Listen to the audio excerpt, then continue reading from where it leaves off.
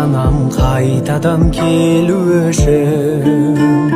Сағынған мекенде қайрадан көріш үшін. Ойлаған мақсаттың жеңісті жемісі үшін. Сарғайған сүйіні өзіңден бөліш үшін. Жашоның ажарын açып, жарқытып өтіш үшін. Жан дүниең жаздағы таңдай, жайдарлы болған жақсы.